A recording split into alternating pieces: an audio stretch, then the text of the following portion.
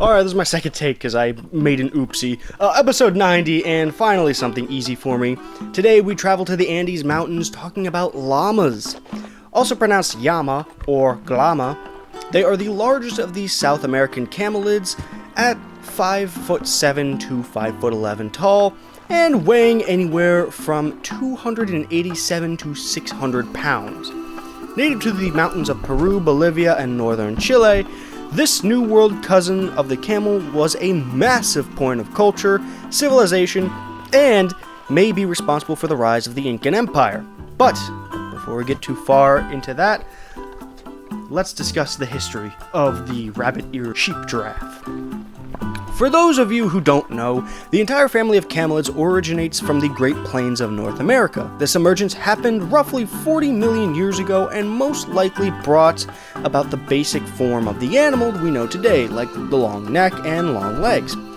Jumping ahead a decent amount to 3 million years ago, the Isthmus of Panama was formed, leading to the Great American Interchange. This led to the animals that would eventually become llamas, alpacas, vicuñas, and guanacos, entering the, at the time, vast plains of South America.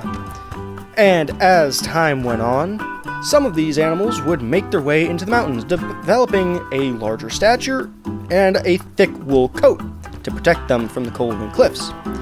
Now, unfortunately, 10 to 12,000 years ago, all the camelids would go extinct in North America. I wonder how that happened. But focusing back to the llama, it wouldn't take too much longer for humans to also venture south into the Andes. This is where the llama's history melds with its cultural influence, as it is hypothesized the dung of the llama is responsible for the advent of agriculture in the area. And they were swiftly domesticated for many reasons besides fertilizer though, as the llama was culled for meat, used as pack animals to carry cargo up and down the steep cliffs, and their wool was used for clothing. Quite simply, for the Andean people, the llama filled the role of the cow, sheep, and the donkey that did in the West. Their wool is actually seen as some of the softer variants and tends to contain less lanolin, which is an oil usually found in wool-bearing animals. This profound influence is why the llama was often seen as a holy or even divine being. For instance, the Aymara people of the Andes and Altiplano Mountains believe the heavenly llama is responsible for rain as a byproduct of it drinking water from the ocean. I guess every shower for them is golden. Much like the many idols found of the animal as offerings to the divine, physical parts of the animal would also be left or burned as offerings for the dead, as seen with the Moche people. And of course, we can't talk about South American mythologies without getting a little bit weird. So, where does the llama fall in this? Simple. It is quite common to burn or lay into the foundations of a building a mummified baby llama, also known as a craya. You see, the llama is known to have stillborns quite often up in the mountains, and the dead craya will freeze and mummify, so the act of incineration or laying into a foundation is like sending its soul to the afterlife, or, so it'll give you good fortune. I think. The site didn't really go into details of why. As for modern culture, the llama has been introduced into a surprising number of video games, from The Sims, Minecraft, Coral Island, and the common piñata variation of a llama is used in Fortnite and FIFA Piñata. Surprise, surprise.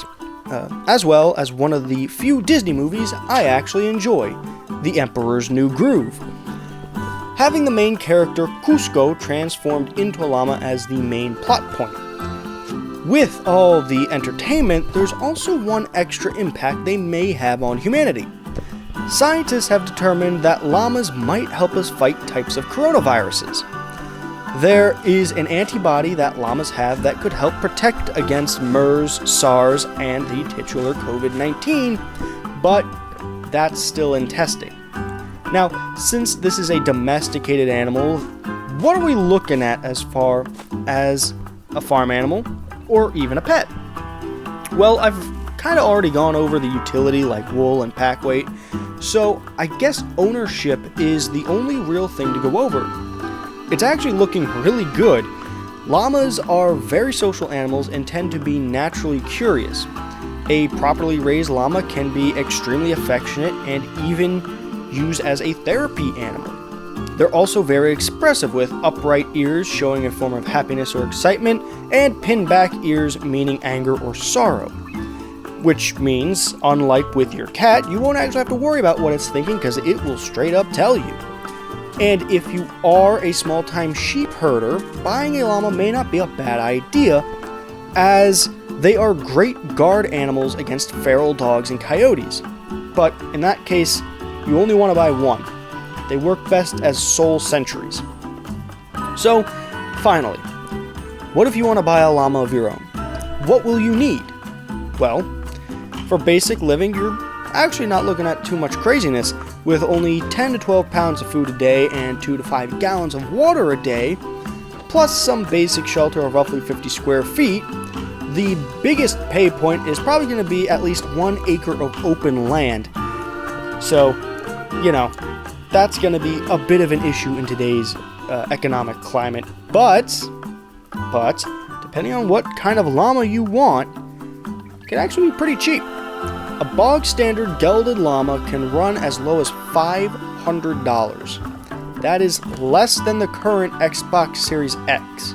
Now, the price does skyrocket once you get into more useful llamas. A breeding llama is looking at $3,000 to $7,000. Trained guard llamas are about $5,000 to $10,000, and of course, with all livestock, there's a show grade llama standing at roughly $50,000 or more. But this is surprisingly manageable on the lower ends when it comes to something as useful as a llama. And with that, that's all the information I've got. So if you enjoyed the video, please leave a like, comment, and subscribe. If there's anything you would like to add about the llama, feel free to let us know in the comments. And until next time, go outside, touch your grass, hug your loved ones, and bye-bye.